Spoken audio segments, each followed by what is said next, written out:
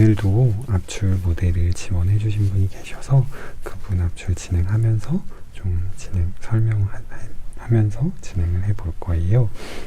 오늘 오신 분은 30대 남자분이시고요. 30대 초반이신데 아직도 조금씩 여드름이 올라오시긴 하나 봐요.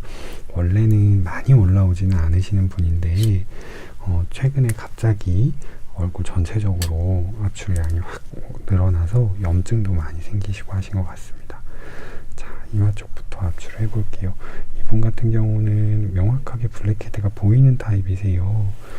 환자분들이 다 이런 분처럼 압출을 이렇게 여드름 씨앗이 눈으로 보여서 찾기 쉬우면 참 좋을 것 같아요. 자, 가볍게 커팅을 해서요. 안에 씨앗이 좀 클 거라고 예상이 되는 케이스라서 제가 커팅을 중간에 좀 수정하거나 할 때도 있을 것 같습니다. 씨앗이 상당히 크게 올라오는 편이죠. 남자분들과 여자분들의 압출이 조금 다른 게 남자분들은 피부가 좀 두꺼운 편이고 그리고 여드름 씨앗이 좀 큰 편입니다. 그래서 상대적으로 커팅을 조금 두껍게, 그러니까 커팅 자체를 좀 크게 하게 되고요. 그리고 피부가 조금 단단한 편인 경우가 많아서 압출할 때 힘을 조금 더 주더라도 이후에 조직 손상이나 이런 게 심하게 일어나지는 않습니다. 여성분들의 경우에는 피부가 많이 얇으신 경우가 많고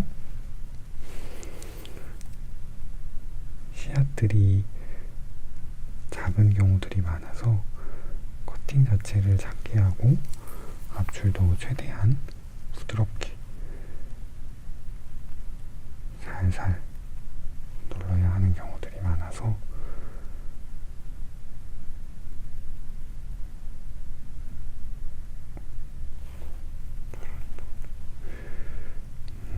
여성분과 남성분의 압출은 조금 차이가 있다고 보시면 되세요.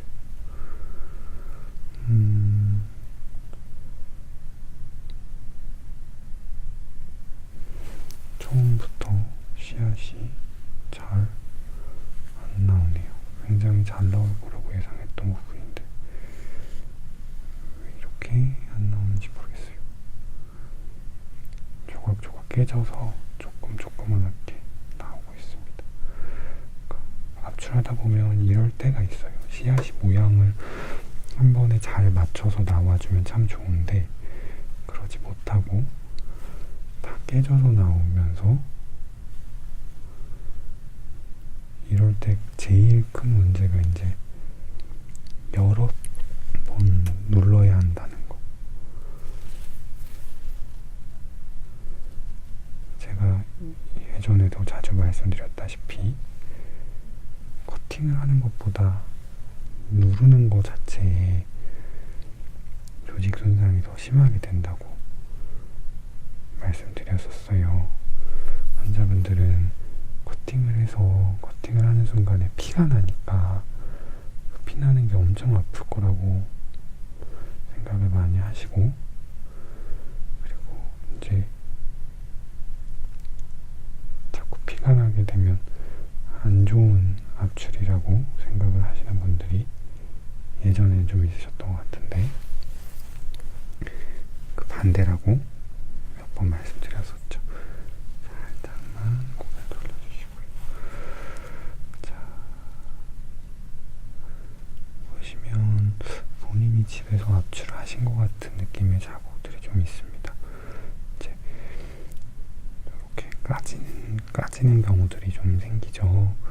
그러니까 커팅을 해서 기를 잘 내주지 않은 상태에서 압출을 하게 되면 이렇게 표면이 빠져버리는 경우들이 종종 생깁니다. 사실 제가 이렇게 커팅을 하고 압출을 해도 피부 표면이 좀 빠지거나 좀 검게 착색이 될 때도 종종 있어요. 너무 강하게 눌러서 압출을 해야 될 때는 한 번씩 빠지는 경우도 있는 것 같습니다. 저희가 이제 여드름이라고 하면 대부분 작은 씨앗이 올라오고 하는 좁쌀 여드름이나 이제 그게 염증이 돼서 조직을 손상시키는 화농성 여드름이나 이런 것들을 이야기하는데, 실제 저희가 찰상성 여드름이라고 부르는 그 증상이 있어요. 그러니까 사실 이거는 여드름이랑은 좀 별개로 봐야 되는 질환인데, 여드름이 나기는 나는데 조금만 뭐가 올라와도 그걸 다 손으로 쥐어 뜯어버리시는 분들이 있거든요. 이걸 다 본인이 막 그 오돌토돌하게 올라오는 걸 못 참으셔서 다 뜯어버리면 뜯는 과정에서 흉터랑 자국이 굉장히 막 많이 남습니다. 그래서 그렇게 해서 피부가 다 뒤집어져 있는 상황을 찰상성 여드름이라고 따로 불러서 이제 이야기를 합니다. 분류해서 이야기를 하는데요. 그 찰상성 여드름은 사실 어떻게 보면 피부과 질환이 아니라 정신과 질환이에요. 잡아뜯지만 않으면 문제가 되지 않을 상황인데, 그걸 자꾸 뜯어서 더 덧나게 해서 문제를 만드는 거죠. 뭐 정신과 질환이라고 하니까 엄청 심각하게 들으시는 걸 수도 있는데, 그런 분들 있잖아요. 손톱 뜯으시는 분들. 사실 그것도 습관성으로 그렇게 자꾸 손상을 입히는 거니까 그것도 일종의 정신과 질환이고요. 발모벽이라 그래서 머리카락 뽑으시는 분들이 있어요. 그분들도 머리카락엔 문제가 없는데 본인이 자꾸 뜯어버리니까, 뽑아버리니까 그게 이제 심해져서 막 머리 한 군데가 헝하게 비어가지고 진짜 무슨 탈모가 생긴 사람들처럼 이렇게 보이는 경우도 있거든요. 그런 거랑 비슷한 질환으로 이제 찰상성 여드름 질환이 있습니다.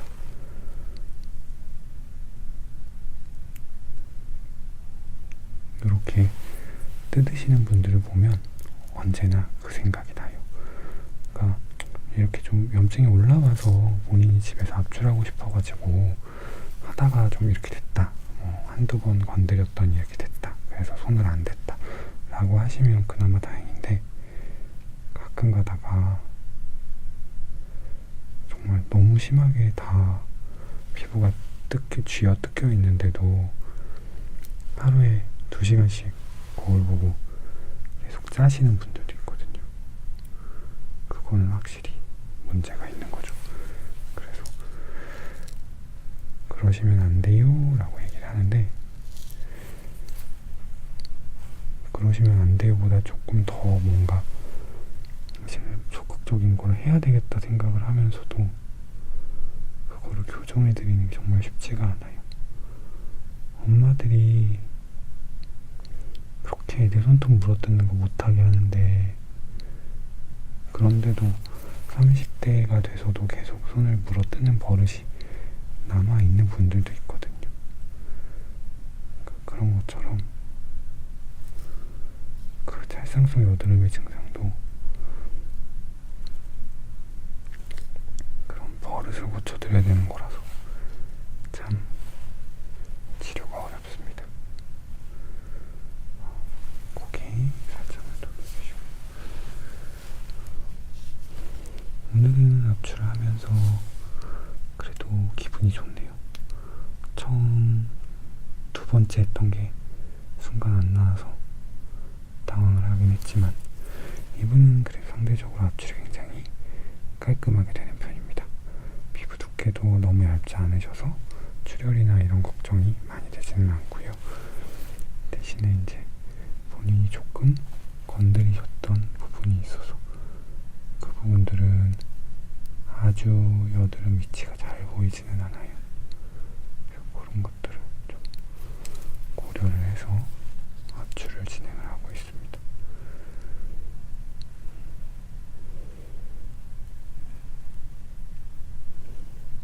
이분이 그 염증이 심하셔서 스테로이드제랑 항생제를 좀 쓰셨다고 하시더라고요. 저는 이제 웬만하면 안 쓰시는 거를 권해드리기는 하는데, 그렇다고 해서 스테로이드 제와 항생제가 무조건 나쁜 건 아닙니다. 초반에 염증이 심하거나 할 때 굉장히 빠르게 증상을 진정시켜주고요. 그런 면에서는 한약으로 못하는 부분을 다 해결해 줄 수 있기 때문에 그런 부분에서는 사용하시는 것도 좋습니다. 그래서 평소에는 전혀 문제가 없었는데 갑자기 뒤집어졌다, 그런 경우에는 우선적으로 2주 정도 사용해 보시는 거는 괜찮습니다. 오히려 권해드려요. 한 번도 안 이런 적이 없었는데 갑자기 뒤집어져서 오셨다라고 하시면 저희 압출 치료 받으시면서, 이제 저희는 한의원이니까 스테로이드 제와 항생제를 직접 제가 처방을 못하니 주변 피부과에서 스테로이드 제나 항생제 처방을 한번 받아보시는 거를 권해드리기도 합니다. 그래서 2주 정도는 사용을 해보시는 거는 괜찮고요. 2주 사이에 효과가 아주 잘 봤다 라고 하면 조금 더 사용해 보시는 거는 괜찮습니다. 근데 2주를 사용했는데 효과가 있는지 없는지 모르겠다, 아니면 오히려 효과를 못 보는 것 같다 라고 하시면 바로 좀 끊으시는 게 좋아요. 왜냐면 스테로이드제나 항생제 같은 경우는 굉장히 강한 약이라서 바로바로 반응을 하는 게 맞는 건데, 반응을 안 한다는 거는 우선 좀 피부 면역계가 아예 그 반응을 하기 어려운 상황까지 안 좋아져 있을 수도 있다는 얘기고요. 그리고 반응을 했든 안 했든 얘는 무조건 너무 오래 쓰면 부작용이 생기거든요. 가볍게 그냥 좀 뭐 부종이 생긴다거나 그 정도면 다행인데, 심한 경우들도 많이 있어서 너무 오래 사용하지는 않으시는 거를 권해드립니다. 가끔 가다가 이제 저희 한의원 치료받으러 오셨는데 상당히 오랫동안 스테로이드제나 항생제 이런 것들을 사용하셨어가지고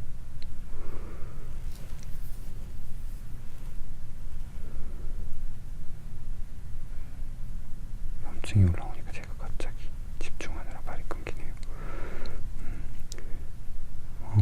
치료 시작하면서 그 스테로이드제나 항생제 리바운드가 생기시는 분들도 계시거든요.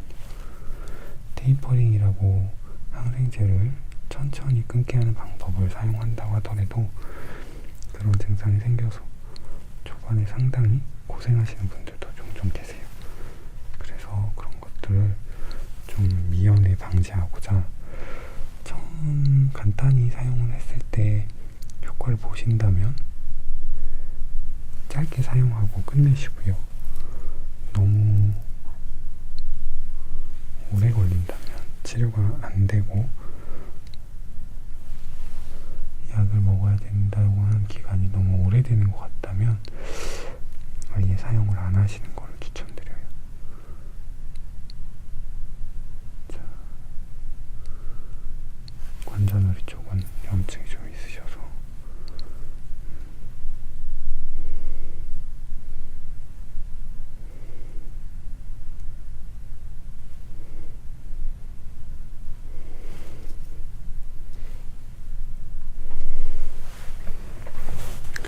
관자놀이 쪽에 여드름이 많이 올라오는 게 왜 그러냐고 물어보시는 분들이 종종 있어요. 이쪽 부분은 한의학적으로 표현을 하면 담경, 그러니까 쓸개, 담경과 관련된 부분입니다. 그래서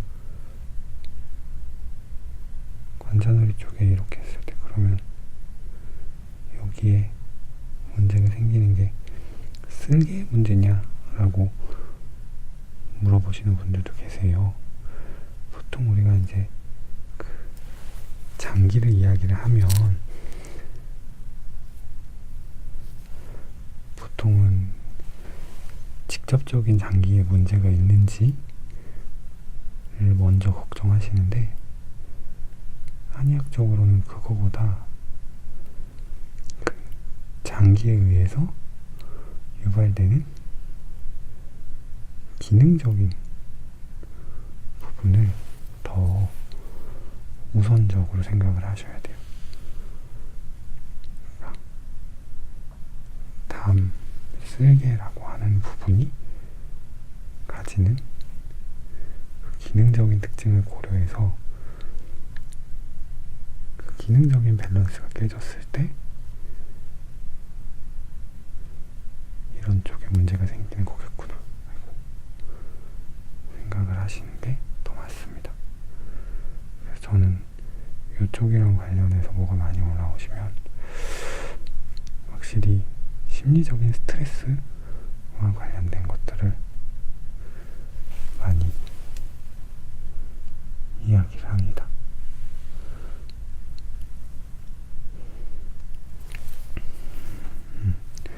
심리적인 스트레스를 이제 여러 가지로 또 얘기해 볼 수 있겠지만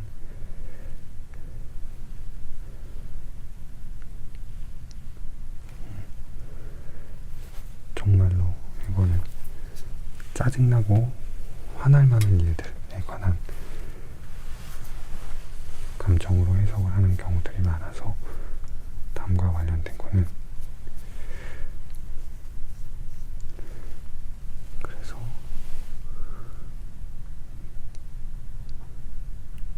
관자놀이 쪽으로만 유달리 뭐가 많이 올라온다 그러면 나 요즘 열받을 만한 일이 있었나? 열받을 만한 일이 뭐가 있었지를 좀 생각을 해보시는 것도 괜찮습니다. 이분이 진짜 합출하실 게 좀 많은 편이에요. 저희가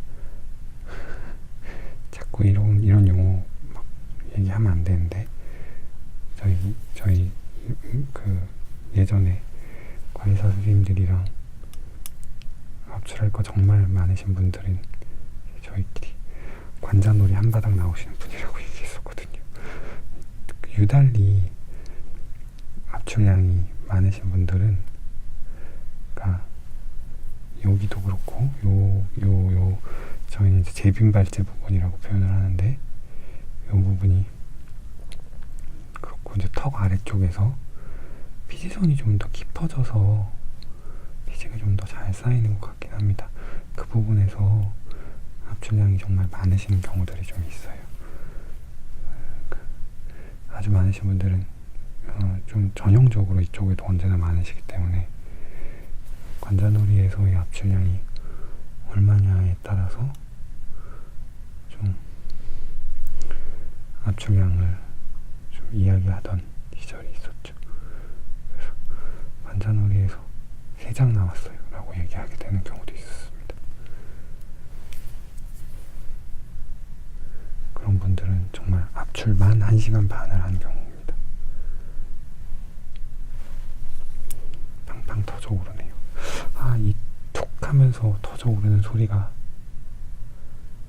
카메라에 들어가야 되는데 그래야지 저의 이 느낌을 영상 보시는 분들도 이해를 하실 텐데 말이죠.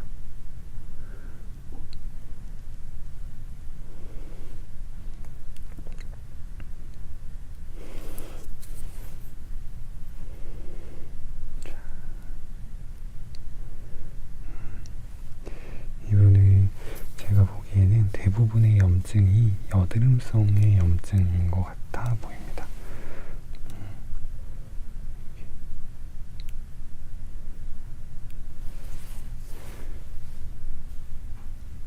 여기는 피지가 좀 쌓인 지 오래된 것 같네요.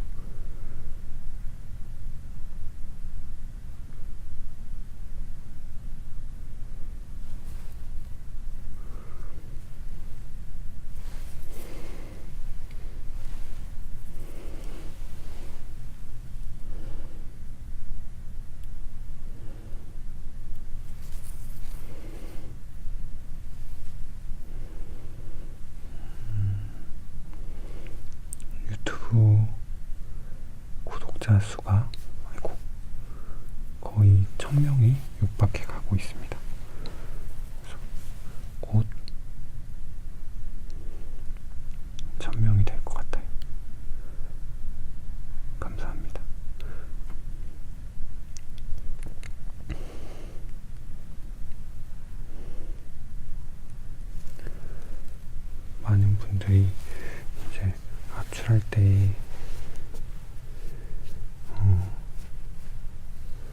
니들에 관해서는 되게 많이 물어보시는데 실제로 저는 압출할 때 제가 물건을 사서 뭔가 소모품들을 사서 쓸 때 제일 많이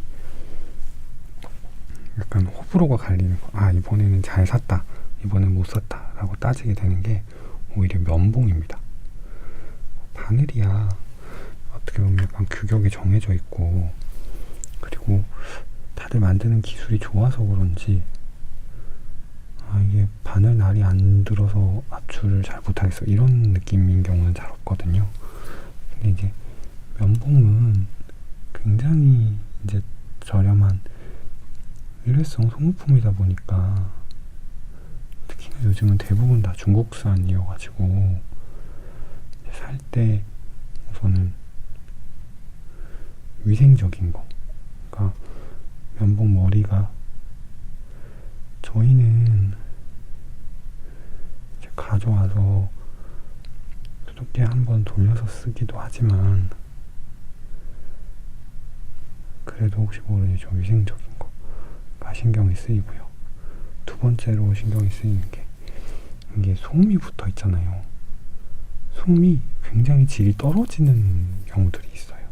그러니까 얘는 지금 좀 질이 좋은 편입니다. 단단하게 잘 붙어 있고 약간의 그 폭신폭신한 무게감도 있거든요. 근데 솜이 진짜 다 풀리고 무게감도 전혀 없고 왠지 지저분해 보이고 막 이러는 경우도 있거든요. 그래서 예전에는 제가 막 정말로 면봉 제조사를 하나하나 따져가면서 이렇게 샀었습니다. 근데 요즘에는 다이소에 가도 충분히 좋은 면봉이 좀 있어요. 이건 잘못하면 티젠트.